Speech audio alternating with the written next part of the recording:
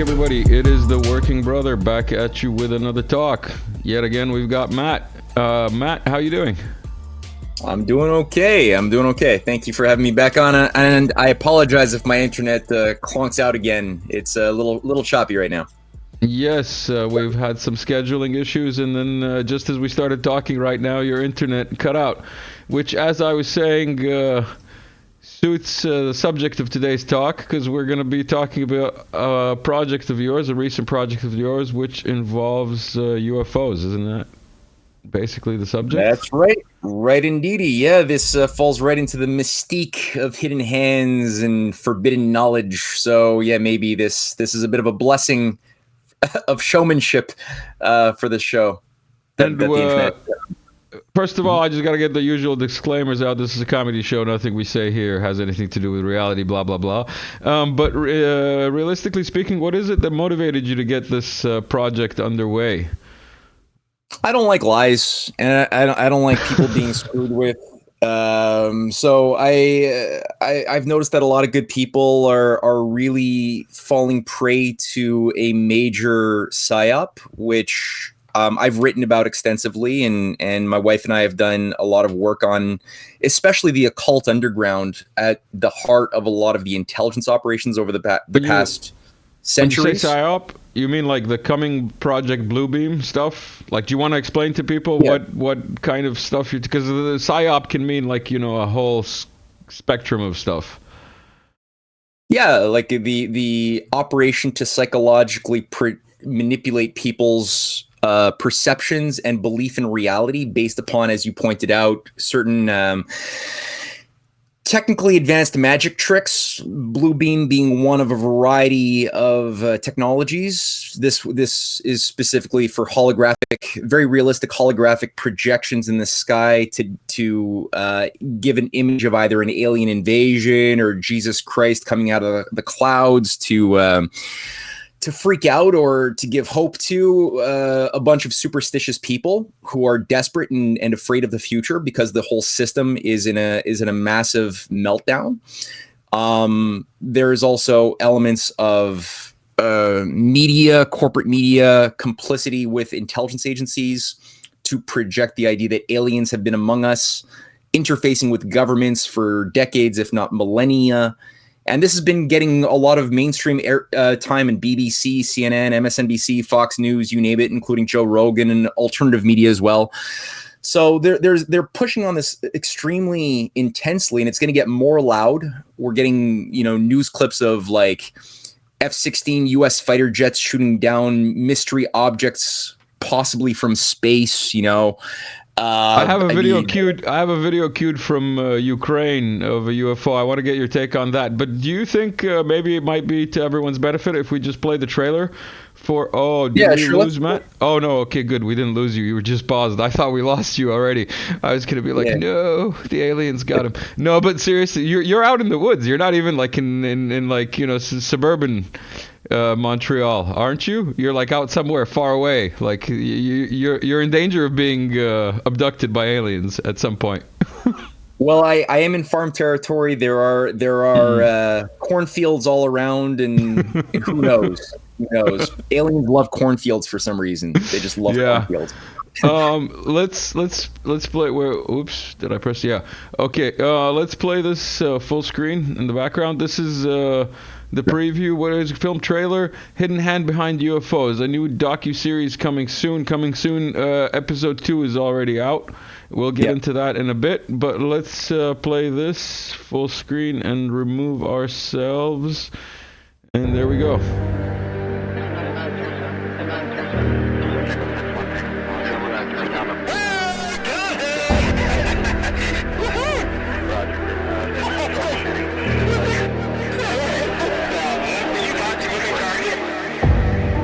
There's footage and records of objects in the skies that we don't know exactly what they are. I was informed in the course of my official duties of a multi-decade UAP crash retrieval and reverse engineering program. There's somebody at a very high level that closed the door, looked me in the eye and says, okay, I'm going to introduce you to somebody. They can protect the higher echelon against detection They can serve as a means of effecting communication.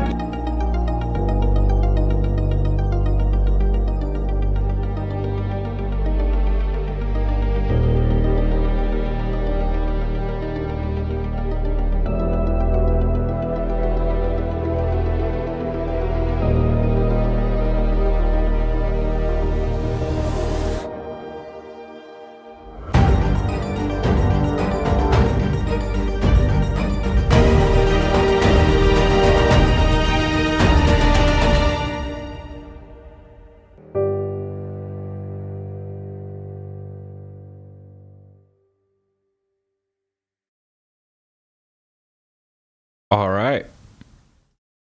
So Cool. Yeah, that's go on. It was a little choppy. I hope it doesn't. Do you think it? No, that's. I think that's your internet connection. Oh. Out back Canada. Okay. No, I'm just teasing. No, the point is, I think it's Telegram compressing it. That's why it might look choppy or whatever to you. Okay. But the point is, the viewers will get the full thing. And I gotta say, the audio production of both episodes, like what I watched, excellent. And now hearing it on these, hearing the trailer on these headphones, perfect. Like no comments. Everything's as it should be. So tell us a bit more about this documentary. Like, I watched the first episode and the second episode, and I already got the thing, but I don't want to give away too much or more than you're willing to, like, share with people. So tell us how, like, War of the Worlds. Shall we start there? Is that the radio broadcast? You can maybe start there, clue people in with how the whole thing publicly, the experiment started, maybe. Yeah, sure. I mean, we're getting a lot of, obviously, current modern technology has resulted in the stage magicians having a lot more tools to wow and confuse people's perceptions of things. I mean, and with the media controls being controlled as it is by intelligence agencies, it's become, with CGI, we have a variety of things that they didn't have in the 1920s and the 1930s, but it's the same techniques, maybe just modified a little bit and honed a little bit, of stage magic. It's stage magic. Now, a good example, and this is the episode 2 you're referring to of H.G. Wells and the Dawn of a New Age, of this current series. And the series is going to have about 8 videos, maybe 9, maybe 10, I don't even know. It's a big story to tell. It gets an entry point is this 1938 radio broadcast in New York that was a social engineering experiment funded by the Rockefeller Foundation and the Princeton Radio Research Laboratory, which basically it was the first of a whole series of similar things that were developed over the course of especially the Cold War, to see how people would psychologically react to news broadcasting, alien invasions, and things of that sort. The storyline was adapted from H.G. Wells's War of the Worlds, which was a story written in the 1890s, one of the first predictive programming such stories that created a template that's been used religiously for the next 130 years, really, in Hollywood and Netflix and in books and sci-fi literature. They've all done different variations on the formula innovated by H.G. Wells. Of Martians attacking the Earth to purge the Earth of those living here in order to make it more habitable for them, and they're defeated by some bacteria because they're so advanced, and H.G. Wells in his writings is very explicit that the idea, the imagery of aliens that we currently have in our zeitgeist, the grays, big heads, little shriveled up bodies, is the effect of a Darwinian evolution. Of basically the future humans. So these are actually transhumans. I have to be a comedian, and of course, this has nothing to do with Aleister Crowley, right? Like, it has to do purely with evolution, nothing to do with Crowley. Yeah.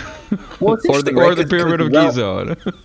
Wells is working with a bunch of Luciferians, Theosophists, and members of the spiritualist Luciferian movement. He is a Fabian himself. He's working under his mentor, Thomas Huxley, and this is all tied to British intelligence in an effort to try to take control of the narrative of what is science, what is technology, in a very controlled imperial interpretation. So Wells emerges out of this, as does Aleister Crowley. Crowley himself is devoted. He was initiated early on in his Cambridge days in the 1890s into British intelligence. He was an occultist, but that's part of British intelligence. High command is through the occult networks. And Crowley did. Yeah, there's a book called Secret Agent 666 on the story of Crowley as a British agent, actually, and it's a fun one.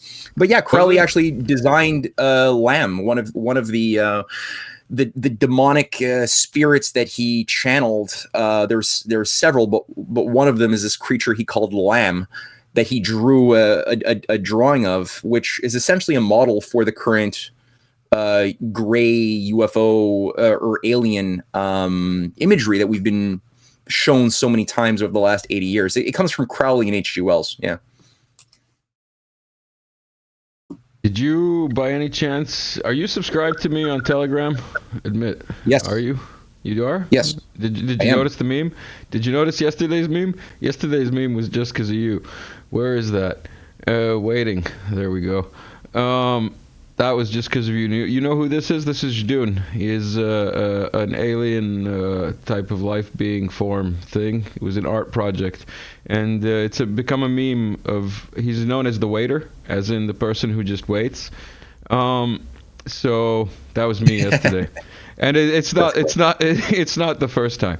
But it's perfectly okay because, like I said, it's not the first time. Sorry about that. You must have noticed the British tank getting stuck in Ukraine, and I just wanted to throw in my meme because why not? I just put everybody in. I figured it was worth celebrating. I wanted to cut away from that and get into where is this would be it? No, this would be it. Well, Is it worth it? oh yeah, Oh yeah, it's worth it. Let's go down the rabbit hole. If you're strong enough. If you're strong enough. So this is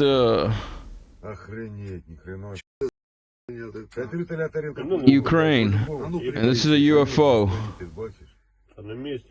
above the battlefield.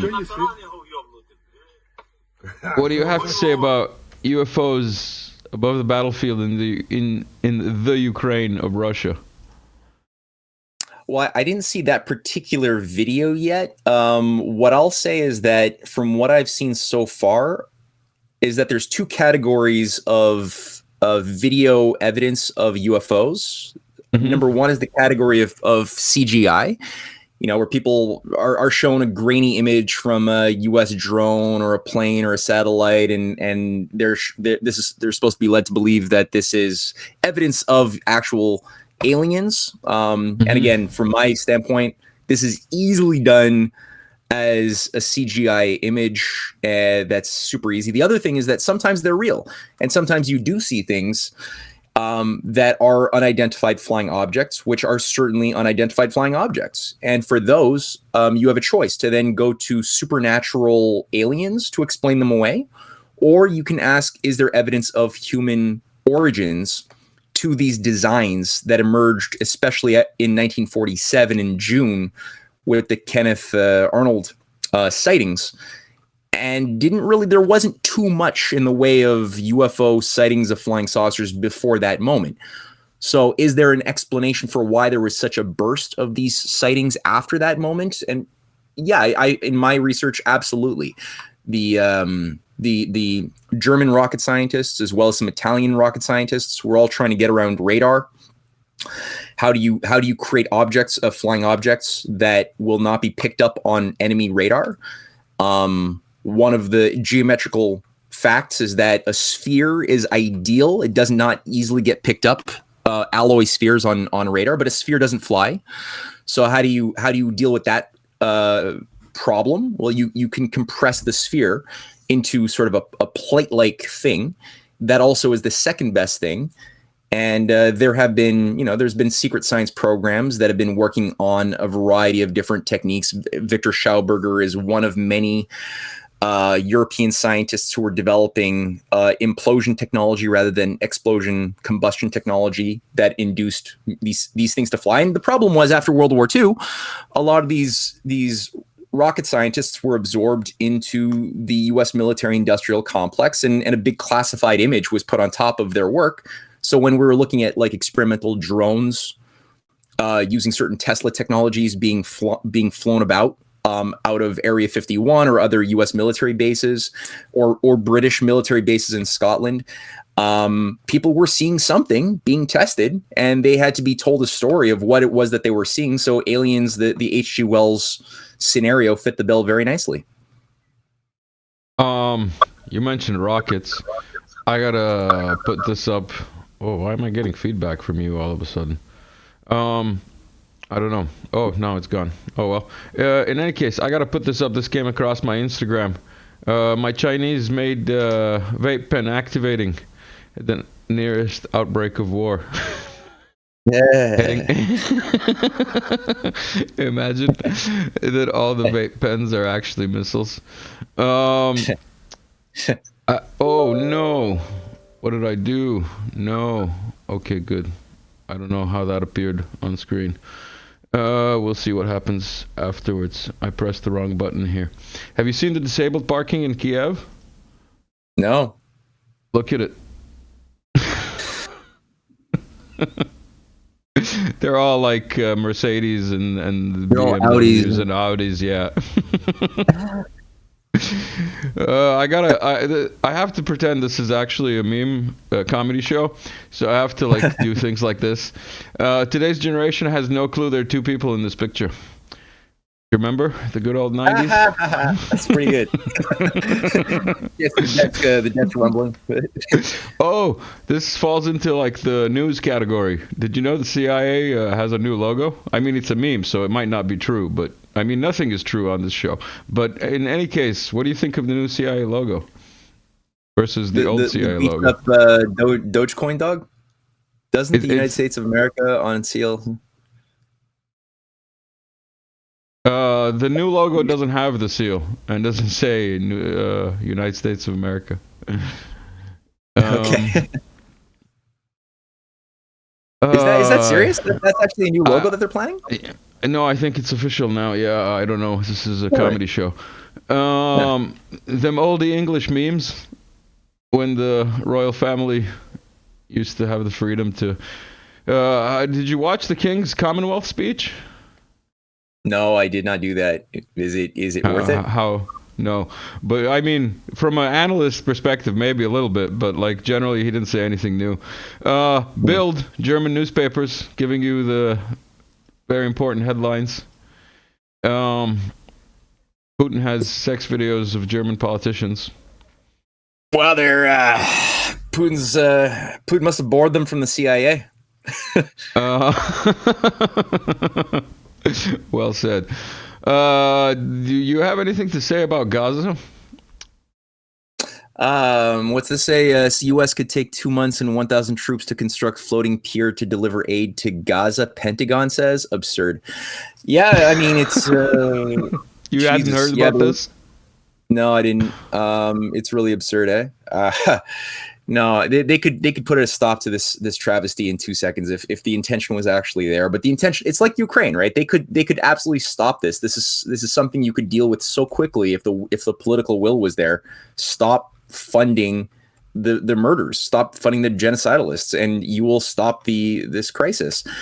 The dangerous thing, I guess, right now is that you have end times cultists who are sort of acting on the presumption that now is the moment to unleash. I gotta interject. Define end times cultists. I mean, I know, but yeah, I guess people of either Zionist or Christian Zionist bent who believe that God wants the world to burn according to some interpretation of prophecy, and that it's our duty to help bring about said burning that God so wills, to purge the earth of the infidels and bring about a new era, a new millennium, where the chosen race of the chosen people will be dominant. And Or the Christian Zionists like George Bush have a different variation of the same theme, which is that now the Jews are going to all become Christian evangelicals because the Messiah has come for the first time. And in the Christian world, they believe it's the second time. But ultimately, it's the same political effect, which is purgative violence of the world using nuclear bombs. So that's a dangerous thing, which is an element of crazy that permeates a lot of this this stuff we're seeing about going on in the Gaza. It does concern me quite a bit. I don't know. The Gaza stuff it's like you say, it's tiring. And the knowing that it could stop, just like the Ukraine thing, that it's like intentional, is even more annoying. Very. Did you watch the Oscars? No, I saw a few commentators talking about like Navalny making the ghost of Navalny making an appearance early on to set the tone for the Oscars. What do you got there? They got an Oscar for the documentary movie about Mariupol, and they lost. And they lost Avdiivka and Bakhmut as well. Yeah, no, they did documentary best director or something like that. I'm not sure. Let's see what else we got. This we already had open. All right. Let's see what other memes. Oh, I've got this disclaimer that I just want to put out there. When I die, give everyone permission to use my death for personal gain, even if you barely know me. When I kick it, even if we've hardly ever talked to you, go tell your boss a good friend died and take a day off for me. That one's on me. Like, that goes out to everybody who knows me. And just putting this out there, too, just because you never know with this kind of profession we're in, right?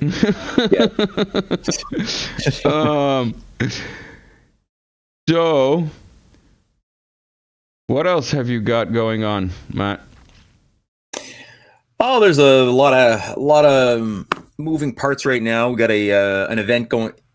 Cynthia, my wife Cynthia Chung, and I are going to be on a plane tomorrow. We're going to Alberta, Calgary. We're going to do an event on Saturday.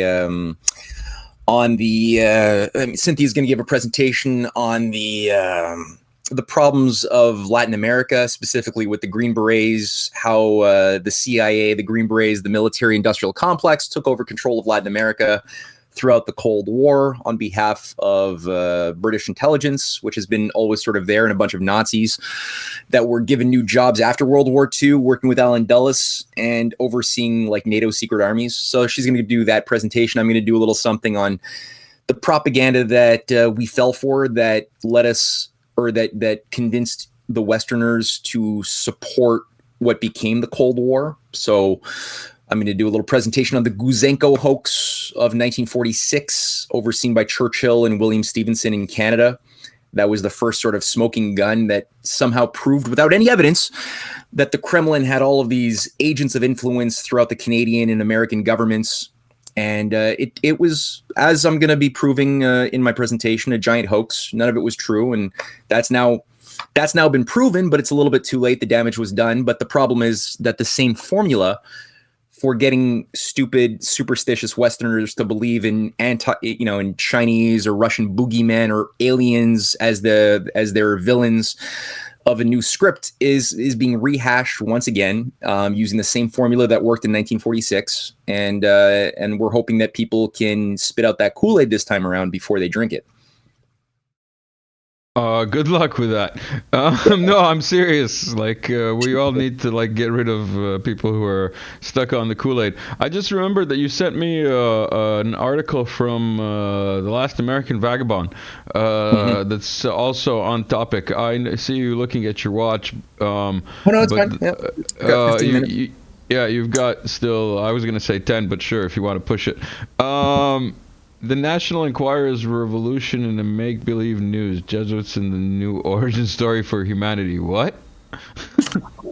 Yeah, that was an article I wrote a while ago. It's going to be infused into the UFO series that we're working on right now. And this one deals with specifically the case in the Mexican Congress of this 1,000-year-old fossilized little mini ET alien that was shown to the Congress, covered by all of the mainstream press in Mexico and in the United States and Europe. They all covered this insane thing which was overseen by this huckster. Like E.T. Go Home, right? Yeah, like I mean, it looks exactly miniature like E.T. It actually looks exactly like the ET that Steven Spielberg popularized, and that's not a coincidence. And I think when you actually look at the story of these ancient Peruvian aliens, it's taken directly from the other Steven Spielberg film, Indiana Jones and the Kingdom of the Crystal Skull. It's literally that story in that 2008 film, which they just turned into news somehow. And the guy who oversaw it, Jaime Maussan, he's this Mexican UFO researcher who they somehow have given full press coverage to. They let him to speak to the Congress, and he's been proven over 30 years to be a total huckster, a hoaxer who's been like gluing llama skulls onto little, kids, little great kids that grave diggers stole from ancient graveyards. They just like weave together using glue, llama skulls and monkeys and all sorts of things. And he's been proven to be a liar so many times, and yet they still give him the spotlight. I had to just write a little article about that and tying how essentially this is the same National Enquirer operation, because the National Enquirer, which was sort of the first thing of its type in 1951, when it was created, to start really blurring reality and fiction using the H.G. Wells story from the War of the Worlds broadcast in 1938. And it was overseen by the CIA Office of Policy Coordination. It's a psychological warfare division of the CIA. This guy, Generoso Pope Jr., who was tied to Frank Costello. In fact, he got the money from Frank Costello of the Mafia to start National Enquirer, to start making it appear to be newsworthy, to talk about ETs mixed in with, real news about celebrities or Vietnam. And it just started playing on people's psyche quite a bit. And that model was then developed and advanced more and more through Hollywood, through the Gaia channel, which is another big influential thing amongst the New Age conspiracy theory crowd. The ancient aliens Gaia stuff on channel, the Gaia channel. I remember that. That was pushed everywhere like 10 years ago or something. Yeah, it's still being promoted like crazy. They've got a lot of subscribers, and the History Channel has also been taken over by this crowd. That's why most of the things you see on the History Channel these days is really just about ancient aliens, not about real history. So it's all CIA. It's all MI6. It's all Tavistock. It's all psychological warfare operations, and they're trying to initiate people into a new religion. So that's the idea, is using the shock and trauma of the breakdown of the financial system, and possibly the additional factor of a certain war, a nuclear war that certain forces would like to bring about, and they are a cult. They are expecting that people will become more susceptible to wanting to let go of their former belief systems in Christianity, Islam, whatever, and adopting a new pantheon of gods under the form of a new set of basically aliens being the new gods that would be controlled by a new transhumanist priest class that we see managing the Davos Forum. And that's what I'm seeing right now, is what they've been putting in motion now for over a century. And now the culmination time of that mass initiation is now. So that's partially why what we're doing right now is, I believe, so important, is we really want to inoculate people from the propaganda that they're going to be getting on a full spectrum level in a greater intensity than ever. And even now, you got David Grush, who's a figure who's been trotted out to the U.S. Congress to testify on alien disclosure and the Pentagon cover-ups of Roswell, these things. Now, Grush has also been messaging out with others that the Russians have been getting all of their advanced tech, hypersonic missiles and things from the bad aliens. That's actually something that you would think is like bad science fiction, but they're actually saying this, acting like it's news, that it's the bad aliens that are giving Russia and China technology, whereas we have the slightly better aliens working with the US government that gave us our cool technologies. So they're really they're also using this to give an excuse to the Pentagon to say, like, here, this is why the Pentagon cannot account for their whatever it is, $2 trillion or more of the missing money in the budget. They always fail their audits. It's because they have a secret science program that deals with aliens and breakaway civilizations. Like, that's what Catherine Austin Fitts has been saying. So again, there's very important comedy show, man. Comedy show. You were living in it. You're living in the comedy show. It's like a Truman comedy show, basically. It really is. It is that. It's we're living in the Truman Show in that sense, and it's important for people to get their heads out of this matrix and think a little bit more critically about how it's been, how the script has been weaved. You've got to go very soon. We don't have to push you up to the limit. We'll put up this meme here. People say we sound like complete lunatics talking about the stuff, what I said, what I could say. And this is like merch ideas for myself for later use. We're going to have this merch, definitely. Cause like, that would make a great t-shirt. I would buy that. Working brother. Yeah, because a commenter, one of the older subscribers, has commented several times that, every time that I'm going, I'm thinking about what to say and not trigger some YouTube algorithm censorship. Because it's basically that meme. All right. Everybody who is a subscriber, thank you for subscribing. Thank you for liking and sharing. The new patrons, thank you for joining. Everybody who's bought a coffee, thank you for buying a coffee. Matt Ehret, thank you for stopping by again. Is there anything else you'd like to say before we sign off here?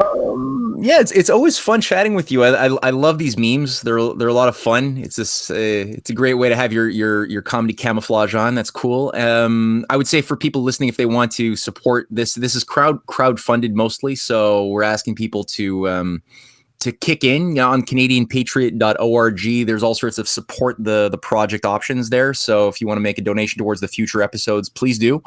Also, we're doing another series of videos that my wife is spearheading on why overpopulation is garbage. It's a hoax, and so she's going through the different suppressed technologies that have that we can basically reclaim that would allow us to create a massive amount of abundance that Russia, China, India, the multipolar alliance are moving on right now in a very serious way that we could be doing too. So that's another video series on risingtidefoundation.net. And also the books go through a lot of the historic backdrop to this, which Clash of the Two Americas, all of those things. So that's also on CanadianPatriot.org for anybody's viewing pleasure. Excellent. Matt, thank you again. Everyone, thank you for sticking around to the end. Sorry this is a little bit shorter, but Matt's got to go. We'll catch up another time. Maybe he can call us during his travels. All right. Everyone, see you later.